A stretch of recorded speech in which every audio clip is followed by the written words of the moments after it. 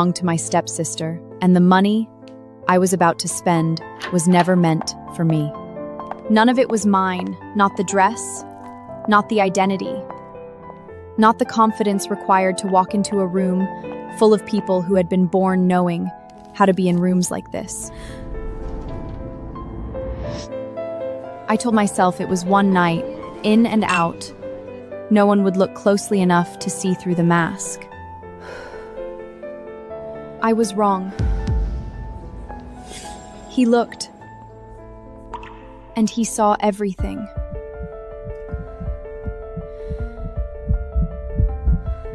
His name was Dante Romano, chairman, crime lord, the kind of man who fills a room without trying and empties it just as easily.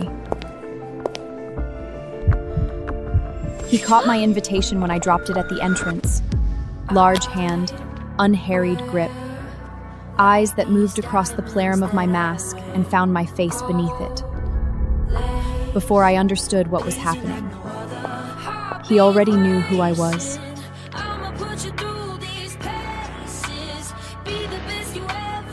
He had known before I arrived.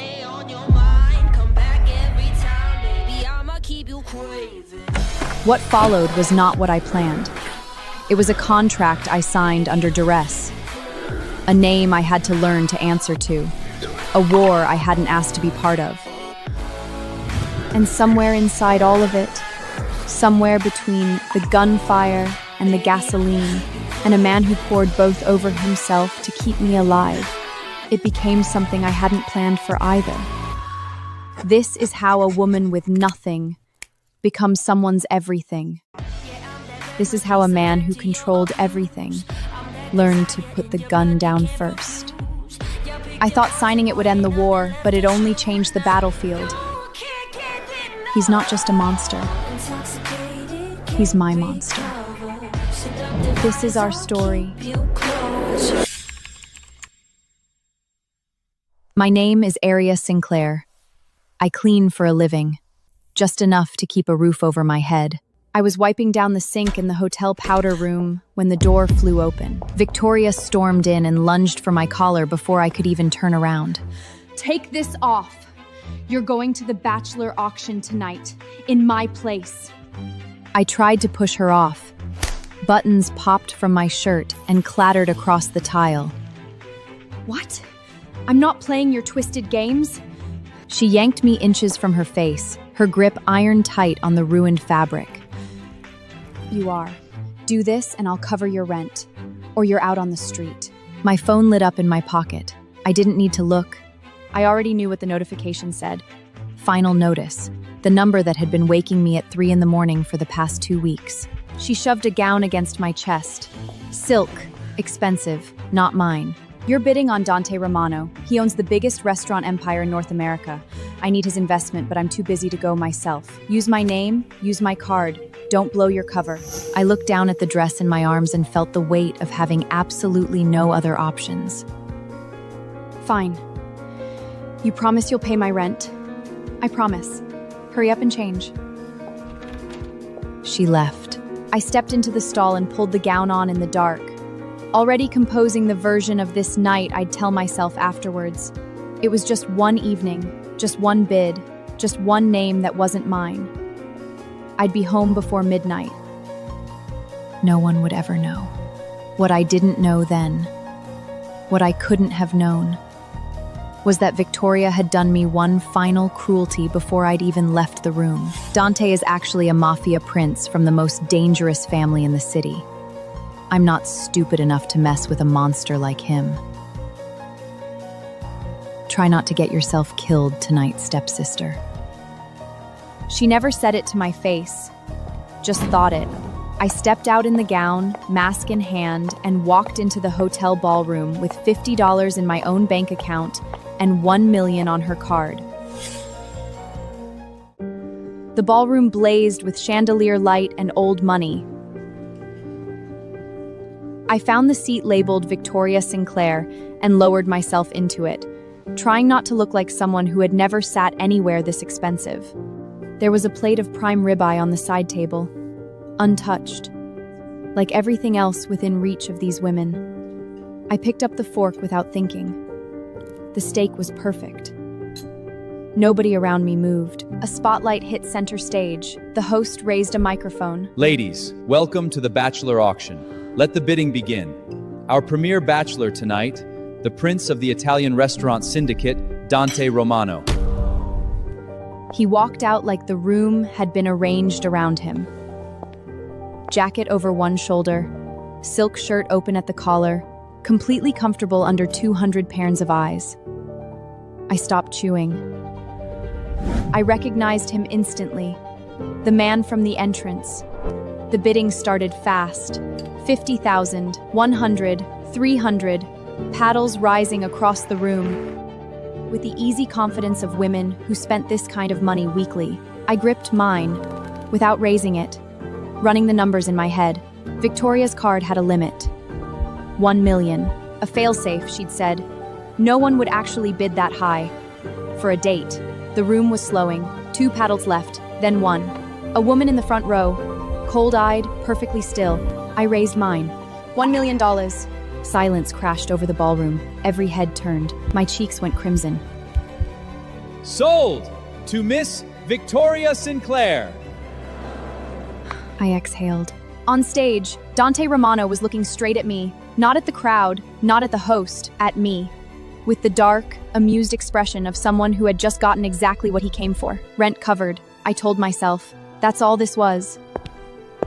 He stepped off the stage and started walking in my direction. A staff member guided me backstage with a bright, practiced smile. The winner's suite, she called it. Private, champagne, a chance to meet your bachelor. The suite was dim. Dante was already inside. He leaned against the desk with a dead cigar crushed in the ashtray beside him, watching me cross the threshold. The way someone watches a door they've been waiting to open. He pushed off and started toward me, slow, deliberate, step by step. Impressive, Mrs. Victoria. $1 million just to date me? I kept backing up until my shoulder blades hit the cold wall. He kept coming until his arm slammed against the wall beside my head, trapping me in his shadow. I had no idea you were so eager to have me. Well, you're very attractive. That was the only truth I told for tonight. He reached for my mask. I clamped both hands over it. Don't touch it! You dropped $1 million to own me. Don't I get to see my buyer? He seized both my wrists in one hand and pinned them above my head. The mask hit the floor. He looked down at my face, and I looked up at his, and neither of us moved. I braced for recognition, for something in his expression to shift into understanding that I was not who the invitation said I was. Nothing shifted. Don't hide yourself. Unless you have something else to hide, Mrs. Victoria. The relief hit me so hard my knees went weak. He didn't know what Victoria looked like. I could keep pretending. His eyes narrowed, calculating, amused. Cat got your tongue? Or are you lying to me? No? That sounded like a question. He noticed. He drove his knee between mine and pressed my back flat against the wall. Don't you want a little taste of your investment first? Before I could answer, he grabbed my hands and flattened my palms against his bare chest. He'd pulled his shirt open while I wasn't paying attention, buttons scattered somewhere. His skin was warm and hard, and I couldn't make my hands move. Touch what you bought. He guided my hands down slowly, over the ridged lines of his abs, past his V-line, stopping at the cold metal of his belt buckle. Like your investment so far? Go ahead. Unwrap the rest. I was reaching for it. I couldn't explain why, when the door burst open. Sir, the car is ready. I ripped my hands back. Dante shot Sam a lethal look. Sam's mouth snapped shut. I have somewhere to be. I have to go. I grabbed my gown and bolted. He didn't stop me. That was what I kept turning over on the way home, that he'd let me walk straight out of that suite, without a word. Not because he'd lost interest, because he didn't need to hold me there. He already had what he came for. I just didn't know what that was yet. The thought sat cold on the back of my neck the whole way to my apartment. I told myself I was being paranoid. I told myself that all the way to my door, my pulse still high, the name on the auction receipt, Aria Sinclair, starting to feel like something I'd tied around my own neck. Victoria called the next morning. Did you win the bid for Dante? How was he? I pressed a hand to my cheek. My skin still felt warm where he'd touched it. I did what you asked, now pay my rent. Not yet. You still have to go on the actual date and report back. No date, no rent. She hung up. I stared at the dead phone on the sidewalk, furious, and then a Rolls-Royce Phantom glided to a stop 6 inches from my sneakers. The back Dante stepped out and across the distance in 2 long strides and stopped directly in front of me. I'm taking you on our $1 million date. Sign this. He handed me a folder. I opened it. A marriage contract. A marriage contract? Are you insane? I'm not marrying you. We just met. You don't even know me. He yanked me by the waist, slamming my back against the Rolls-Royce door. His hand closed around both my wrists and pinned them against the hood. He leaned in until his lips were at my ear. I know everything about you. No, you don't. I know you want me so fucking bad. I bet you rub yourself alone at night, wishing it was my fingers inside you. The slap cracked out before I had a conscious thought. His head snapped to the side. I felt the sting across my entire palm.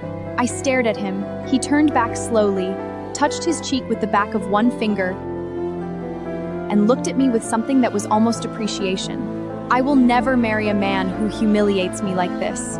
I bolted down the sidewalk and didn't look back. Behind me, I heard Sam's voice, then Dante's, quiet and unhurried. Destroy her home. Make sure she has nowhere to go, except to me. I turned the corner to my street and stopped. Where my building had stood, there was nothing but a mountain of dust and broken concrete. Rebar jutted out at angles. Insulation spilled into the gutter. One of my neighbors sat on the curb holding a plastic bag with everything she'd saved. My landlord stepped out from behind the rubble. 2 men flanked him, the kind with faces that had stopped caring about outcomes a long time ago. Late on rent, Aria. The building is gone! How can you Lease still stands. Pay up, or I'll sell you to cover the debt. One of the men grabbed my chin and looked me over.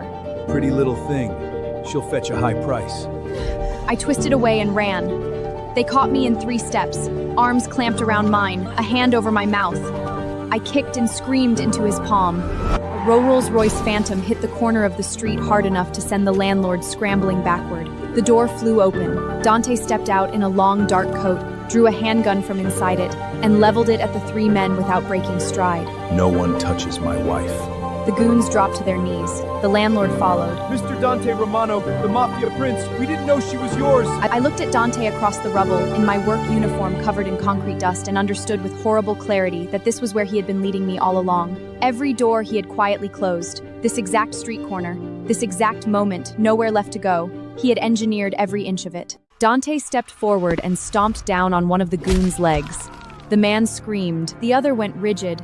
The landlord pressed his forehead to the broken pavement, shaking. Please, Mr. Romano, have mercy. I'll never touch her again, I swear. Dante kicked him hard in the chest, sent him sprawling, and raised the gun.